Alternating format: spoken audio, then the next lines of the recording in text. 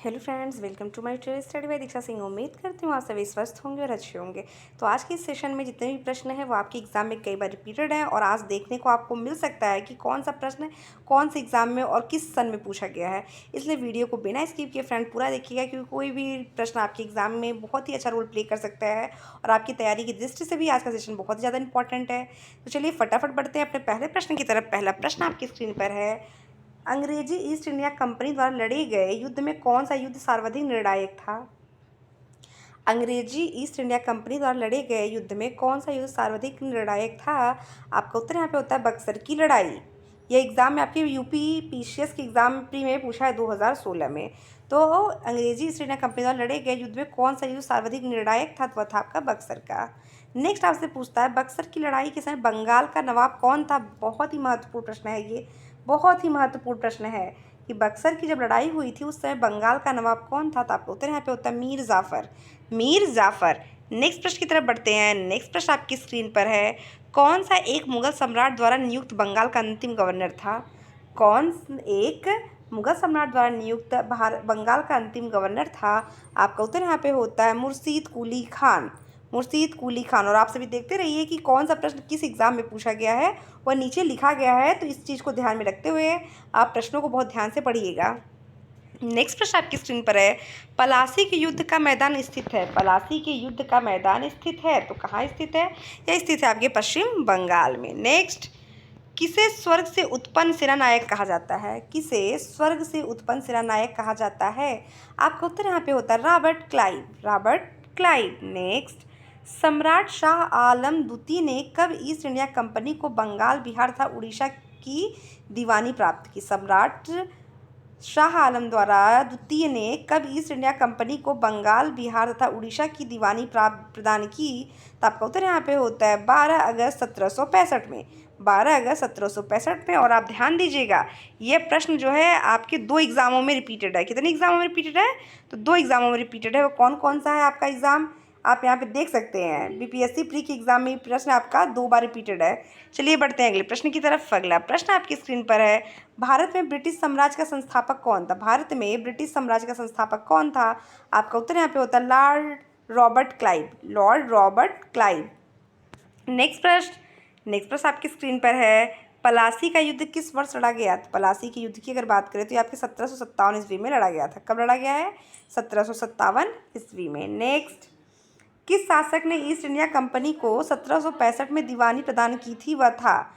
किस शासक ने ईस्ट इंडिया कंपनी को 1765 ईस्वी में दीवानी प्रदान की थी, वह था। तो वह थे आपके शाह आलम द्वितीय, शाह आलम द्वितीय। नेक्स्ट, सिराजुद्दौला लॉर्ड क्लाइव द्वारा किस युद्ध में परास्त हुआ था। सिराजुद्दौला लॉर्ड क्लाइव द्वारा किस युद्ध में परास्त हुआ था। तो आपका उत्तर यहाँ पे होता है पलासी के युद्ध में। सिराजुद्दौला लॉर्ड क्लाइव द्वारा किस युद्ध में परास्त हुआ था। तो आपका उत्तर यहाँ पे होता है पलासी के युद्ध में। नेक्स्ट प्रश्न आपकी स्क्रीन पर है, बक्सर के युद्ध के समय दिल्ली का शासक कौन था। तो बक्सर के युद्ध के समय दिल्ली के शासक की बात कर रहा है। बहुत ही महत्वपूर्ण प्रश्न है, इसके यहाँ पे इसको अंडरलाइन करके इंपॉर्टेंट प्रश्न के तौर पे नोट कर लीजिए कि बक्सर के युद्ध के समय दिल्ली का शासक कौन था। आपका उत्तर यहाँ पे होता है शाह आलम प्रथम, शाह आलम प्रथम। नेक्स्ट प्रश्न की तरफ बढ़ते हैं। नेक्स्ट प्रश्न आपकी स्क्रीन पर है, किस गवर्नर के कार्यकाल में ईस्ट इंडिया कंपनी को शहंशाह शाह आलम द्वारा बंगाल, बिहार तथा उड़ीसा में दीवानी अधिकारी दिए गए। किस गवर्नर जनरल के कार्यकाल में ईस्ट इंडिया कंपनी को शाह आलम द्वारा बंगाल, बिहार, उड़ीसा में दीवानी अधिकार दिए गए थे। तो वो थे आपके लॉर्ड क्लाइव के द्वारा। नेक्स्ट प्रश्न, किस गवर्नर के कार्यकाल में ईस्ट इंडिया कंपनी, यहाँ पे ध्यान दीजिएगा ये प्रश्न 2 बार रिपीटेड हो गए हैं।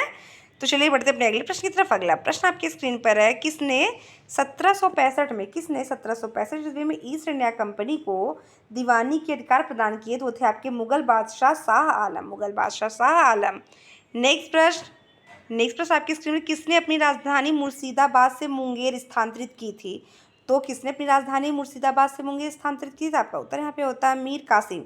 आप देख रहे हैं कि ये प्रश्न आपके जो है आईएएस के एग्जाम में और यूपी लोअर सब इंस्पेक्टर के एग्जाम में भी पूछा हुआ प्रश्न है। तो जितने भी प्रश्न इस आज के सेशन में वो सभी के सभी एग्जाम में रिपीटेड हैं, इसलिए वीडियो को बिना स्किप किए पूरा देखिएगा। वीडियो पसंद आया तो हमारे चैनल को सब्सक्राइब, मेरे वीडियो को लाइक करना कतई ना भूलें।